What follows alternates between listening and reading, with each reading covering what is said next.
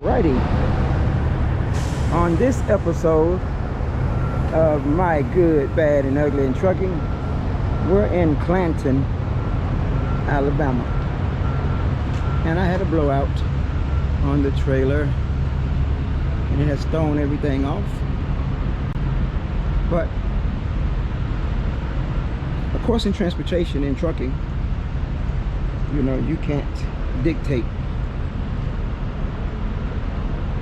a lot of your outcomes.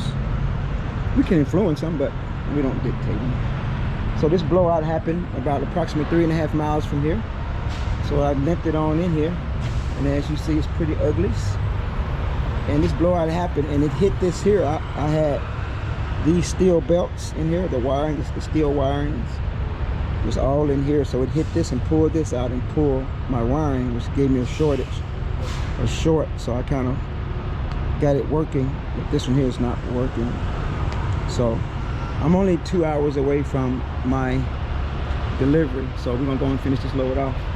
So I got my fingers crossed that they say I was third on the list to get in here. So, but then you had some other patriots come up with some mechanical issues that they're taking care of them, so that kind of pushed me back even further. So they're knocking out those dualies over there, and of course I'm not upset about it or anything. They're knocking those dualies out, and I should be next up. So the good thing about it is I was very fortunate. Let me knock on wood, that 90% of my breakdowns, 97% of my breakdowns, I've been where I can get repaired. And I've only been told once. Knock on wood. So, and a lot of my breakdowns, and for those who've been following the channel, and thank you so much for rocking with us, I've shown it all. I don't just show you the good stuff. We show you, and this is not bad. It's just part of the business, you know. I got a late start because they had to change the chassis out for this ISO. This is an ISO container. So we're pulling a flammable 1146 class 3 flammable, and also a marine pollutant or a marine toxin, which means it kills fish. So this is a hazmat. Hazardous material, hazmat for short. He got those dualies taken care of, and hopefully I'm next. And I can get out of here within an hour, and I still can stage myself really good to get this load, to get to my destination, unload it first thing in the morning, then head back to the terminal, grab another load. This was a preload, grab another preload, and head over to Texas. So, and I had extra lights as well too, so I tried extra lights, and I still couldn't get it to come on. So, and I don't want to waste any more time. I want to get out of here so that I can get to my next, get this knocked out and get to my next load. And if everything works out good or in my favor, I'll be home for the weekend. So yes, we're in Clanton, Alabama, at the Loves. I don't know what Loves number this is. Let's get up here to high ground. Let's get on up here to high ground and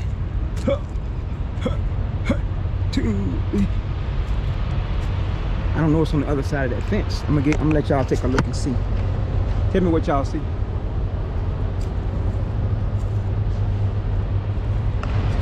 All right.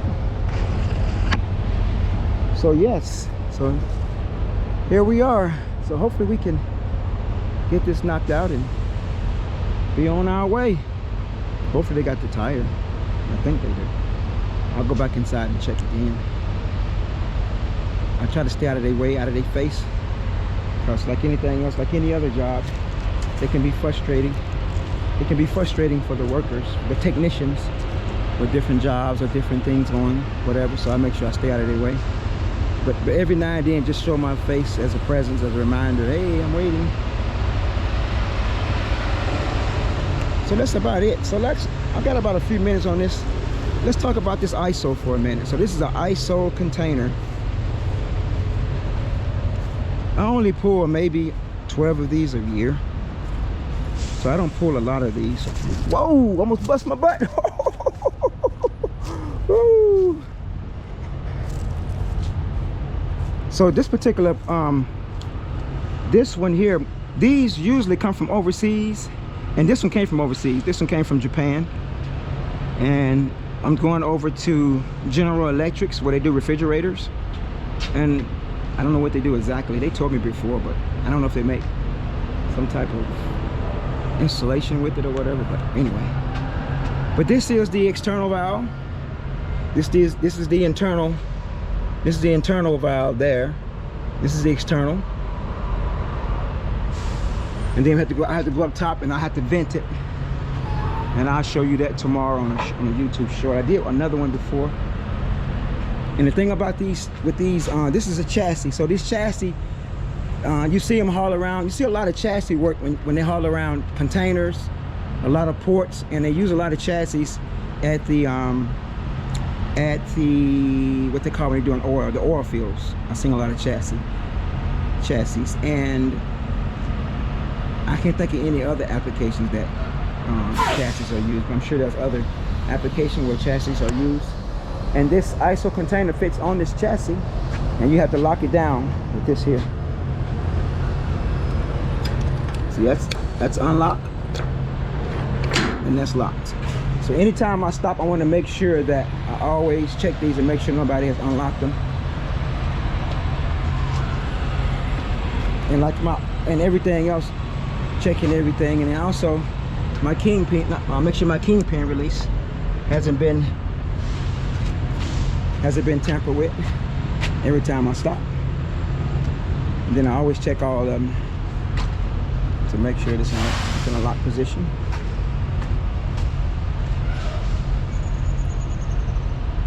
And tomorrow, once I unload, I will show tomorrow how this chassis also has a airbag. So when it gets close to being empty, I have to pick it up and let all the fluids run to the rear out the way. And this is the airbag that allows me to do that right there. This is the airbag right there. A lot of them have controllers here, but this one probably has a controller on the rear. And here's the switch, the airbag switch here. And all I have to do is engage the trailer air and power it up, and obviously do. So I'll do a YouTube short on that operation, and also I'm gonna take you up top and show you how we're gonna hook up the nitrogen. Anytime a hazardous product is flammable, we use nitrogen to offload. Like anything else in the circle of fire, you know, you got air, the ignition source, the source, which is the product itself, and then the would ignite, maybe the ignition source, or maybe the product or the gas. So it's a circle of fire. So you got to have air, a flammable product, and something to light it with, the ignition source, or however you want to say it. And we can't use air because air is part of the triangle, and you get a spark, and it could be a very explosive situation. This product can also be steamed. Well, some products can be steamed with same steam. You can steam this as well, and of course you have your thermometer as well too. So this is not a temperature control product. As far as I have to be aware of it, whatever, as far as delivering at a certain temperature. So that's about it on this particular product, and that's all I gotta say about that. And we'll talk more in the ISO containers once I educate myself on them a little bit more. But I don't, yeah, whatever. And there's also the chassis and containers are two separate.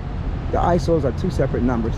So this is the chassis number for this one, and then this is the tank number. So there's two separate numbers.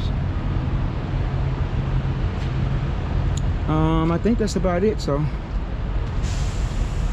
I think I'll go inside and show my face, and let them know that, hey, don't forget about me, sir. That's about it. That's all I gotta say about that. That was a very explosive situation. Once again, thank you so much for like, sharing, subscribing, leaving your comment, supporting the channel as we continue to grow. Slow and steady, steady is fast. Remember, always choose to tap into your greatness where it awaits. Now give me your face. Boop boop.